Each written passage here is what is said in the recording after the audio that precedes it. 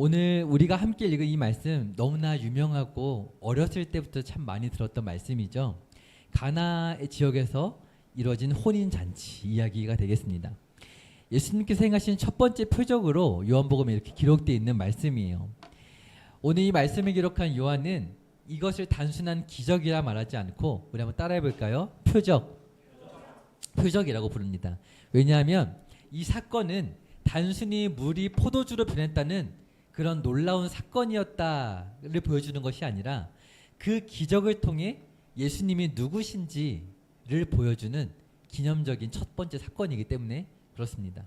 무엇이라고요? 기적이 아니라 표적이라고요. 표적. 그래서 우리가 첫 번째로 혼인잔치의 장면을 한번 가볼 텐데 오늘 본문은 예수님의 어머니가 참석하고 있는 혼인잔치에서 오늘 말씀이 시작되고 있습니다. 1절부터 2절 한번 볼까요? 보시면 사흘째 되던 날 갈릴리 가나에 혼례가 있어서 예수의 어머니도 거기 계셨다 이렇게 기록되어 있어요. 가장 가까운 친척이 결혼을 하게 되거나 그러면 이렇게 도와주는 거죠. 오늘날도 그렇잖아요. 뭐 음식을 옮겨줄 수도 있고 그렇게 함께 하고 있는 자리였어요. 그러면 예수님도 어때야 됐을까요? 아들이니까 또 장자니까 같이 손을 거들어야 되겠죠. 그런 이 자리에 있었던 거예요. 이 혼인잔치는요 당시 문화를 보면 얼마나 지속됐냐면 일주일 동안 했대요. 일주일 동안 독립잔치가 됐는데 이 비용을 누가 지불해야 됐냐면 신랑이 지불해야 했습니다. 그래서 지금 누군지 모르겠지만 이 결혼의 잔치가 이루어지고 있는 동안에 포도주가 떨어지지 않고 음식이 떨어지지 않도록 빚을 내서라도 신랑이 다 지원을 하게 되는 거예요. 잔치인 거죠. 한 집안의 명예가 걸린 자리였어요. 참 부담스러운 자리였겠죠. 그런데 동시에 가장 기쁘고 행복한 시간이기도 했습니다. 여러분은 보지 못한 분들이 많겠지만 저는 그 버진로드라고 하나요? 그 행진하는 김경주 목사님의 사진을 봤습니다. 그 찬양팀 방에 올려주셨더라고요. 그래서 되게 용기 있다. 저는 찍혔긴 찍혔는데 흔적만 잔상만 찍혔거든요. 너무 빨리 가가지고 긴장해가지고. 근데 8년이 지난 지금도 굉장히 분주하고 힘들었지만 끝나고 그냥 기절했어요. 너무 피곤했는데 지금도 생각하면 되게 가슴이 뜁니다. 그래서 언젠가 한번 나눴던 것 같기는 한데 전에 계셨던 김영희 목사님께서 우리 성도분의 어떤 결혼식을 갔어요. 그래서 하객석에 이렇게 앉아서 구경을 하고 있는데 저보고 그러시는 거예요.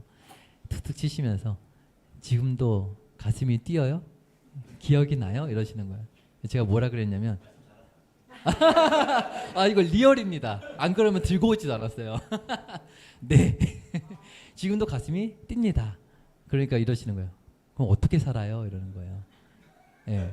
심장이 터질 것 같은데 어떻게 사냐는 거예요. 그러니까 본인도 그러셨다는 거죠. 그러니까 아들을 셋을 낳으신 것 같아요. 근데 그런 게 없다면 그 일을 어떻게 치를 수 있을까? 돈도 많이 들잖아요. 근데 기쁘기 때문이죠. 너무나 성대한 잔치이기 때문입니다. 가장 행복해할 그 자리에서 예상치 못한 일이 오늘 말씀을 보니까 일어났어요. 오늘 말씀 보니까 포도주가 떨어졌다라고 3절에 기록되어 있어요. 절대 일어나서 안 되는 일이 일어나게 된 거죠. 음료 하나가 부족한 정도가 아니라 잔치 전체가 무너질 수도 있는 그런 위기의 상황이 찾아온 거예요. 신랑에게는 평생 동안 잊지 못할 수치가 될 수도 있는 그런 위험천만한 상황.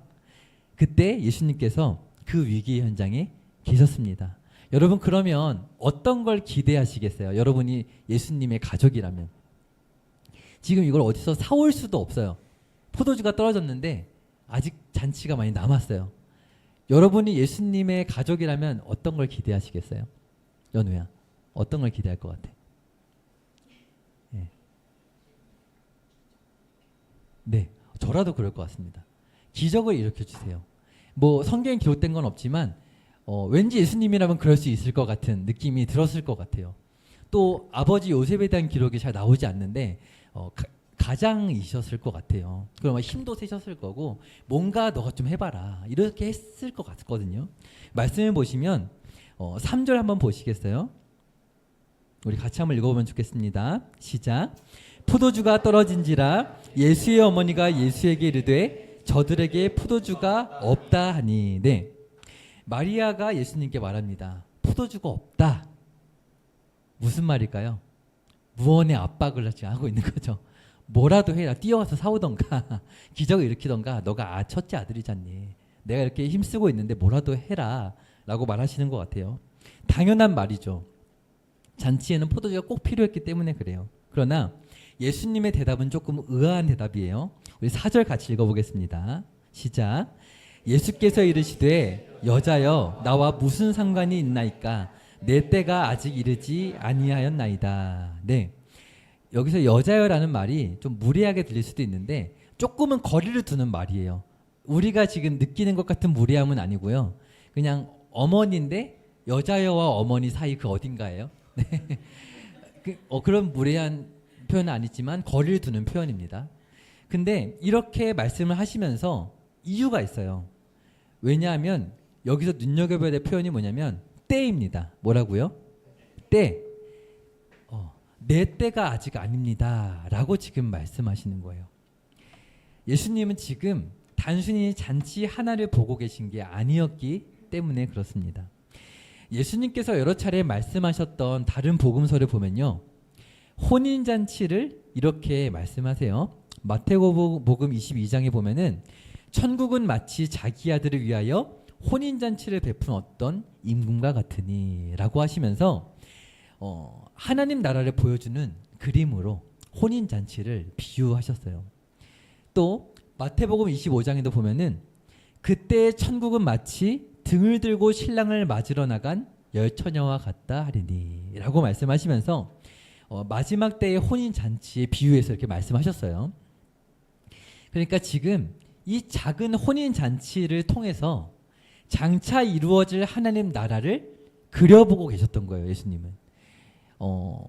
예수님을 바라보면서 그런 것들을 사람들은 몰랐지만 예수님의 머릿속에는 그러한 그림이 그려지고 있었던 거예요. 그래서 내 때에 대하여 지금 말씀하십니다.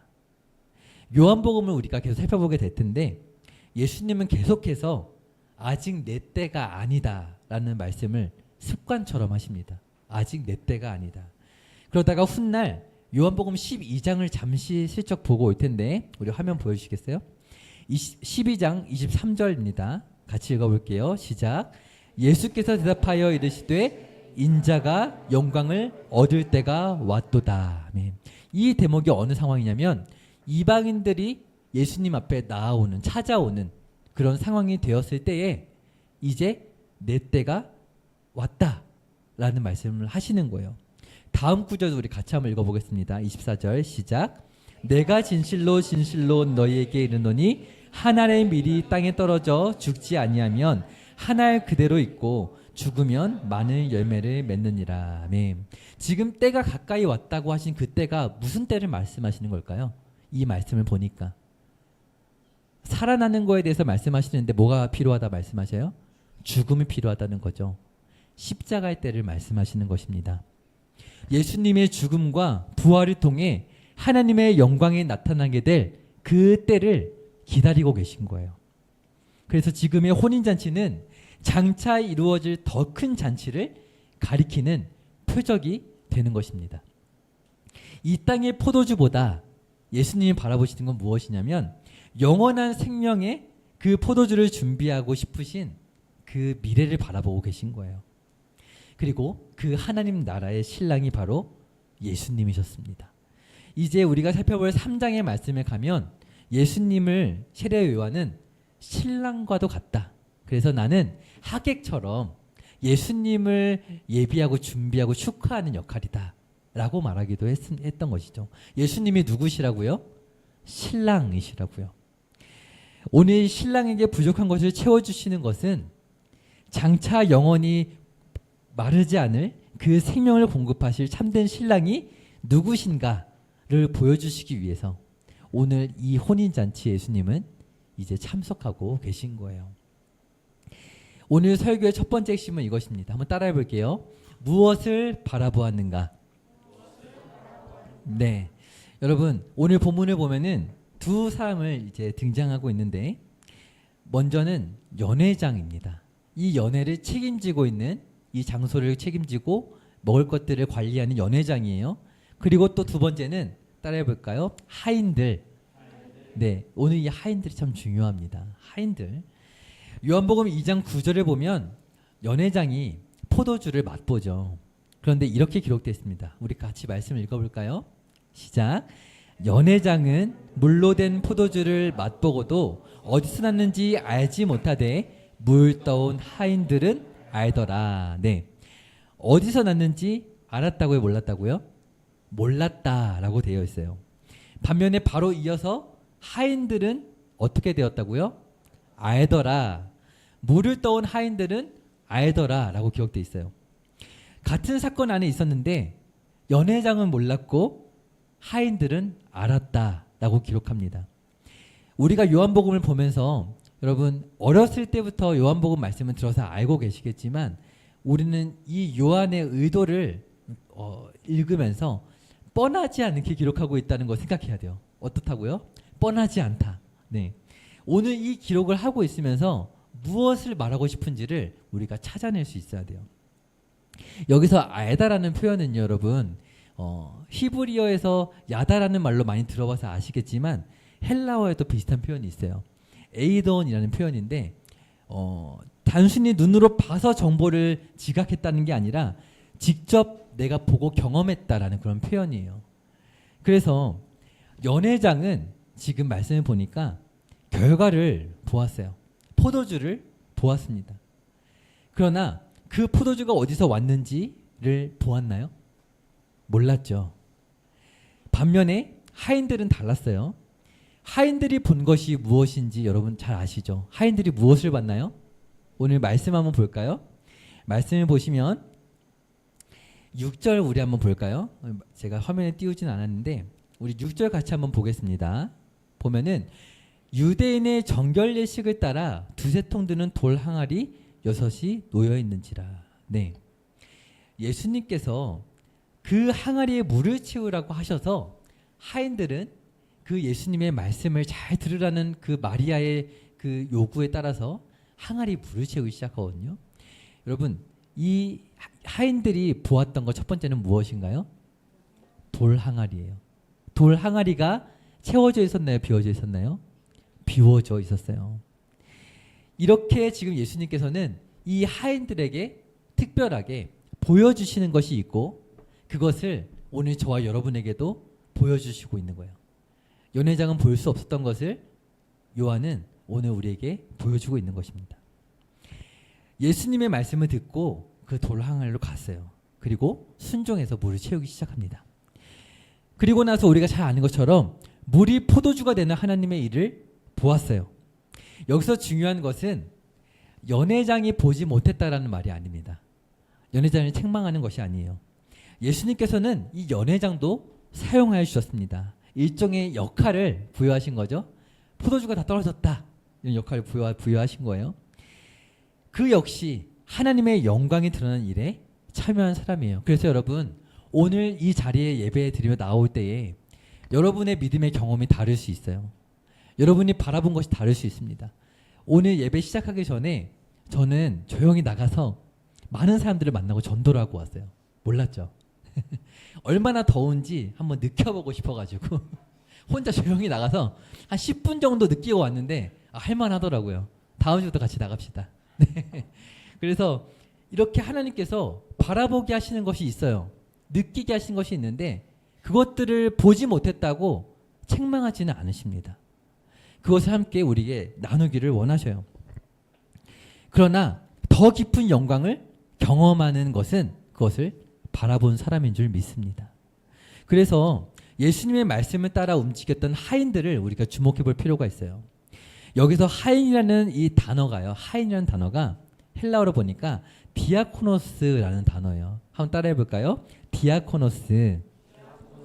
네, 이 표현이 어디에 나오냐면 신약에 여러 번 등장하는데 우리 고린도후서 4장 1절 말씀 한번 띄워주시면 같이 읽어볼게요. 시작. 그러므로 우리가 이 직분을 받아 긍휼하심을 입은 대로 낙심하지 아니하고. 아멘. 어디서 등장한 저는 찾아보시겠어요? 숨어 있어요. 하인이라는 단어는 없는데 어디에 등장할까요? 네, 맞습니다. 직분입니다. 이 직분이 바로 디아코노스예요. 원래 이 단어는 주인의 심부름을 하는 종을 말합니다. 아무 종에게나 주인이 심부름을 맡길까요? 그렇지 않겠죠. 오늘 제가 서영에게 큰 부탁을 했어요. 오늘 만찬에 재료를 준비해달라. 그래서 그냥 사달라 그런 건 아니고 다 줬죠, 돈을. 네. 그래서 준비를 해줬습니다. 그래가지고 오늘 재료가 다 준비가 됐어요. 제가 왜 서영에게 부탁을 했을까요? 네, 가장 믿을 만하기에. 그래서 서영이를 통해서 다양한 이제 명령이 하달이 돼가지고 같이 사왔죠, 그렇죠? 그런 능력이 서영이에게 있기에 제가 부탁을 했습니다. 주인은요, 신뢰하는 종에게 맡기기 때문에 오늘 말씀에 직분이라는 말이 이렇게 쓰이고 있는 거예요. 그래서 우리가 앞으로 집사의 직분을 받을 거잖아요. 결혼하지 않아도 나이가 되면 받거든요. 그 직분을 왜 주시는 거예요? 우리가 어떤 능력이 있어서 주시는 것처럼 보이지만 그렇지 않고요. 오늘 우리에게 하나님께서는 집사라는 직분을 주심으로 더 많은 은혜를 주시고 더 교회를 충성되게 감당하게 하시기 위해서 우리에게 직분을 주십니다. 오늘 이 자리에 있는 우리들도 마찬가지예요. 우리가 여기에서 막 일당 100을 전도를 했습니까? 아직 그러지 못했잖아요. 그러나 부르신 그 부르심에 순종해서 나가는 것이죠. 오늘 우리 그렇게 부르셨어요. 그러므로 직분을 맡았다는 것은 일을 많이 하라는 게 아니라 중요한 건 뭐냐면 이거예요. 신뢰를 받고 있는 그런 존재라는 거예요. 누구에게요? 하나님께. 그래서 흥미롭게도 이 고린도서 4장 1절에 보면은 우리말 성경에는 생략된 표현이 있는데 우리가 직분을 받아 긍휼하심을 입은 대로 이 사이에 보면은 이와 같이라는 표현이 생략돼 있어요. 그래서 우리가 이 직분을 받아 이와 같이, 오늘 이 말을 보이지 않지만 같이 넣어서 다시 한번 읽어보면 좋겠습니다. 시작. 그러므로 우리가 이 직분을 받아 이와 같이 긍휼하심을 입은 대로 낙심하지 아니하고. 무슨 뜻인가요? 직분을 받았을 때에 그것을 기억할 때 이와 같이 긍휼하심을 내가 입었구나 라는 것을 기억하라는 거예요. 오늘 여러분이 이 자리에 나왔을 때 우리가 예배드리고 만찬을 하잖아요. 그것이 그냥 시간 내서 온 게 아니라 이와 같이 긍휼하심을 입어서 오늘 이 오후에도 우리가 예배를 드릴 수 있구나. 여러분 이제 선교의 길이 더 열려서 일본도 가고 외국에 막 가게 되잖아요. 또 키르기스탄 갔다 왔잖아요. 예배 드릴 때 어떻게 드렸는지 기억나세요? 어떻게 드렸어요? 네, 문 걸어 잠그고 붙잡혀가면 어떡하지 하면서 숨죽여 예배 드렸단 말이에요. 그런 거예요. 오늘 우리가 예배를 드리는 건 바로 그런 것입니다. 직분보다 긍휼이 있다는 것을 기억해야 해요. 오늘도 하나님께서 우리에게 맡기신 자리들이 있을 때에 그것들을 감사함으로 받으시길 축복합니다. 아멘. 그래서 이 디아코노스라는 단어가 오늘 말씀에 등장하는 거예요. 오늘 요한복음 12장 26절 화면에 같이 보면서 읽어보면 좋겠습니다. 시작. 사람이 나를 섬기려면 나를 따르라. 나 있는 곳에 나를 섬기는 자도 거기 있으리니 사람이 나를 섬기면 내 아버지께서 그를 귀히 여기시리라. 아멘.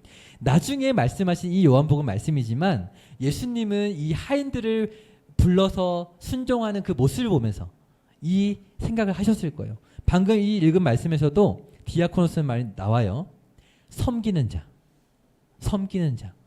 이 표현이 가나의 혼인잔치에서 순종했던 하인들을 아마 기억하셨을 것 같아요. 그렇게 묵묵히 돌 항아리에 물을 부었던 하인들. 예수님은 순서를 말씀하십니다. 오늘 말씀 보니까 먼저 나를 따르라. 그리고 나 있는 곳에 함께 있으라. 그러면 나를 섬길 수 있다. 라는 말씀을 하시고 있어요. 가나의 하인들이 그랬습니다. 예수님의 말씀을 가까이서 들었습니다. 그래서 그 기회를 통하여 순종이라는 걸 할 수 있었어요. 그래서 연회장이 보지 못했던 것을 하인들은 볼 수 있었던 것이죠. 오늘 우리도 마찬가지입니다. 오늘 여러분 이곳에 나와서 이곳에 없는 사람들이 보지 못하는 것들을 보고 그곳에서 하나님의 은혜를 발견하십시오. 그렇게 하실 것이죠? 네. 전도의 기회가 주어지면은 시간 되실 때 많이 오세요. 아시겠죠? 10명이 돼도 괜찮으니까 오시면 좋겠어요.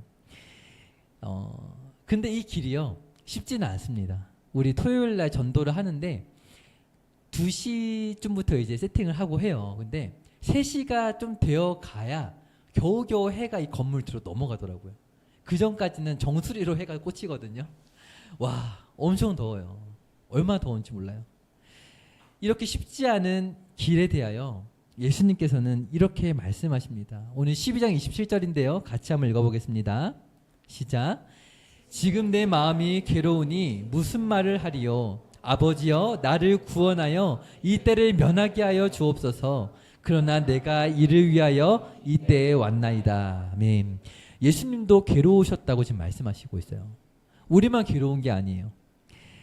십자가를 피하고 싶지 않으셨던 것이 아니에요. 이 가나의 혼인잔치 첫 표적을 베푸시면서도 그러셨을 거예요. 그 무게를 누구보다 아셨기 때문에 그래요. 그러나 이어서 이렇게 기도하셔요. 28절도 읽겠습니다. 시작. 아버지여 아버지의 이름을 영광스럽게 하옵소서. 예수님이 뭘 선택했어요? 아버지의 영광. 네. 우리에게 영원한 생명의 포도주를 주시기 위해서 죽음의 잔을 마신 것이죠. 그리고 그 길 끝에는 진짜 영광이 있었습니다. 오늘 우리가 이 복음을 지금 다시 여러분 들었지만 자꾸 기억하지 않으면 자꾸 까먹거든요. 이 복음을 날마다 기억하시길 바래요. 이제 마지막 핵심인데 다시 따라해 보겠습니다. 채워지다. 네, 오늘 말씀의 제목이었죠. 바라보고 채워지다. 보지 못했던 것을 바라본 하인들에게 이제 채워짐이 경험됩니다. 연회장은 무엇으로 채워졌나요? 보지 못했기 때문에 좋은 포도주로 배가 채워졌어요. 음식과 곁들여 먹는 포도주가 참 맛있다고 해요. 엄청 맛있는 식사를 한 것 같아요. 어떻게 이런 포도주를 내놨습니까? 극찬을 했습니다. 근데 하인들은 무엇으로 채워졌습니까? 오늘 마지막 본문인데 11절 같이 한번 읽어보겠습니다. 자, 시작. 예수께서 이 첫 표적을 갈릴리 가나에서 행하여 그의 영광을 나타내심에 제자들이 그를 믿으니라. 아멘. 말씀을 보니까 예수님께서 뭘 나타나셨대요? 네, 첫 표적을 나타내셨고 그것을 통해 그의 영광을 나타내심에 제자들이 그를 믿으니라. 제자들만 믿었을까요? 좀 포괄적인 것 같아요. 하인들도 믿었습니다. 하인들의 반응은 기록되어 있지 않지만 구절은 분명히 말하고 있어요. 하인들은 알더라. 이 안다라는 건 지식적인 것이 아니라고 했어요. 정말 예수님께서 무엇을 보게 하셨고 그것을 통해 뭘 말씀하고자 하셨는지 너무나 미약했지만 알았다라는 거예요. 그들은 예수님의 영광을 가장 가까이서 보았습니다.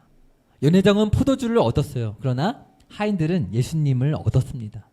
무엇을 바라보느냐가 무엇으로 채워질지를 결정하는 것이죠. 결과만 바라보는 사람은 결과로 만족합니다. 그러나 예수님을 바라보고 함께 걸어온 사람은 예수님의 영광으로 채워지는 줄 믿습니다. 아멘. 오늘 말씀을 마치려고 합니다. 우리가 무엇을 바라보며 살아가는가? 이것을 우리가 기억했으면 좋겠어요. 오늘 만찬은 그래서 밥으로 가득 찬 유부초밥이에요. 예전에는 좀 헐겁게 채웠거든요. 근데 왜냐하면 뭉치는 게 우상숭배라고 해가지고.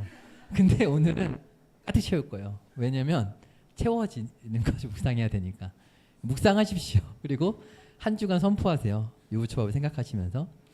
네, 우리의 문제가 해결되는 결과를 우리는 참 바랍니다. 저도 그렇습니다. 우리 고양이가 아프지 않았으면 좋겠고 우리 수박이와 잘 지냈으면 좋겠어요.